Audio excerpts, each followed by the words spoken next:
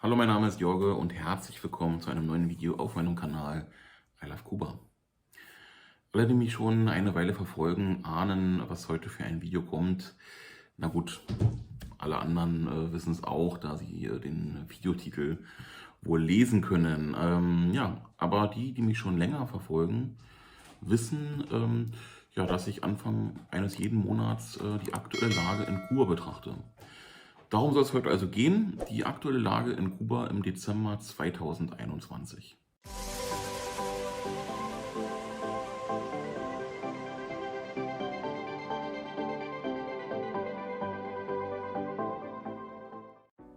Starten wir mit Corona in Kuba.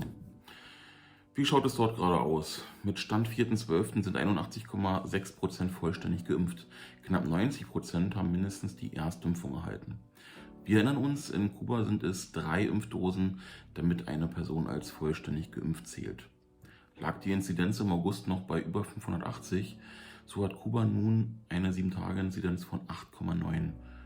Knapp 3 Wochen nach der erweiterten Öffnung des Landes hat sich die Tendenz der Zahlen nicht verändert. Wobei man natürlich sagen muss, dass Kuba nicht von Touristen überrannt wurde. Gerade jetzt Ende des Jahres könnten die Reisen nochmal ansteigen. Ob das dann einen Einfluss auf die 7-Tage-Inzidenz haben wird, ja, wird sich zeigen. Kuba fährt entsprechende Einreiseregelungen, aber dazu kommen wir später. Schauen wir uns zunächst einmal die Flüge nach Kuba an, beziehungsweise Flüge aus Deutschland nach Kuba. Die Situation mit Direktflügen aus Deutschland bleibt weiterhin ein Glücksspiel. Wieder wurden Flüge storniert oder verschoben. Bisher wird zumindest Condor wohl Mitte Dezember auch den Flugbetrieb nach Holguín aufnehmen. Wie es bisher aussieht, sind ja, die Flüge auch alle ausgelastet. Somit wäre die wenige Auslastung kein Grund, den Flug zu stornieren oder zu verschieben. Bleiben wir also weiterhin zuversichtlich, dass Kuba wieder angeflogen wird, nämlich von Condor. Für alle anderen, die das höhere Risiko der Flugannullierung vermeiden wollen, empfehle ich Air France oder Iberia. Diese beiden Flugunternehmen fliegen bereits seit Monaten regelmäßig. Air France über Paris und Iberia über Madrid. Ansonsten schauen wir mal, wie sich die nächsten Wochen und Monate entwickeln und ja, wie es mit den Flugunternehmen oder Flugangeboten vor allem von Kuba direkt nach Deutschland zukünftig aussehen wird. Kurze Unterbrechung. Wisst ihr, dass knapp 60% meiner Zuschauer meinen Kanal gar nicht abonniert haben? Von daher würde ich sagen, macht das doch mal schnell und ja, jetzt geht es auch weiter mit dem Video. Danke. Seit dem 15. November muss für die Einreise nach Kuba ein Covid-19-Impfnachweis von jeder Person über 12 Jahren vorgelegt werden. Reisende ohne Impfung müssen einen PCR-Test vorlegen, der nicht älter als 72 Stunden alt sein darf. Die Quarantänepflicht entfällt komplett. Alle Reisende müssen eine Erklärung zum Gesundheitszustand abgeben. Das ist die Declaración Jurada de Salud und ist ab dem 01.01.2022 in digitaler Form nachzuweisen. Hierzu wurde eine Internetseite namens De Viajeros aufgesetzt, welche ich in der Videobeschreibung hinterlegt habe.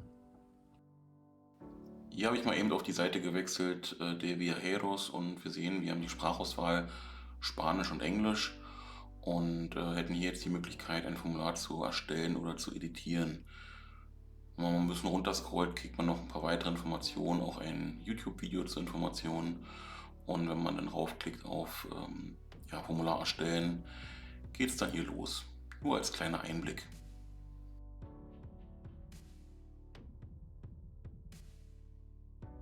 Generell findet ihr alle Links zu den Quellen in der Videobeschreibung. Bis zum 01.01. gibt es noch eine Übergangsfrist. Bis dahin kann dieser Nachweis auch ausgedruckt in Papierform verwendet werden. Ab dem 01.01.2022 dann nur noch digital.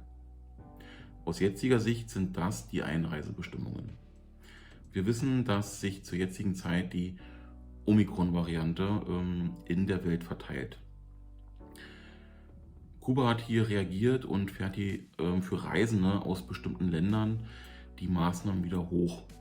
Seit dem 4.12.21 gilt für Reisende aus Südafrika, Botswana, Simbabwe, Mosambik, Namibia, Malawi und Eswatini die Einreisebestimmungen, ähnlich der wie vor dem 15.11.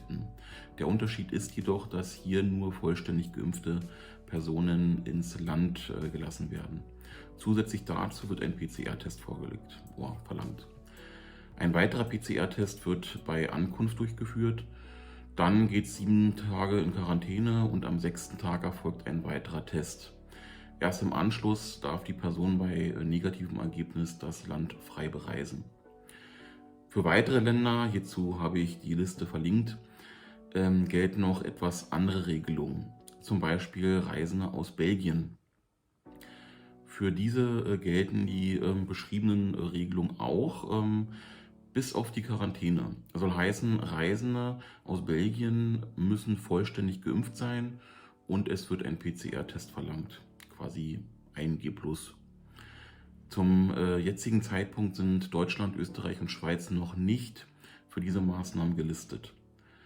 Sollte sich die Omikron-Variante jedoch auch in diesen Ländern ausbreiten, so könnte es sein, dass die Einreisebestimmungen auch zu 1G+ verändert werden. Bisher ist das nicht der Fall und hoffen wir mal, dass es auch nicht so weit kommt.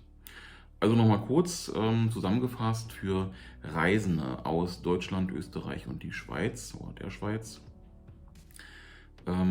Vollständig geimpfte Personen brauchen keinen PCR-Test, ungeimpfte Personen brauchen einen PCR-Test. Alle Reisende oder Reisenden brauchen eine Erklärung zum Gesundheitszustand und die Quarantänepflicht entfällt grundsätzlich. Okay.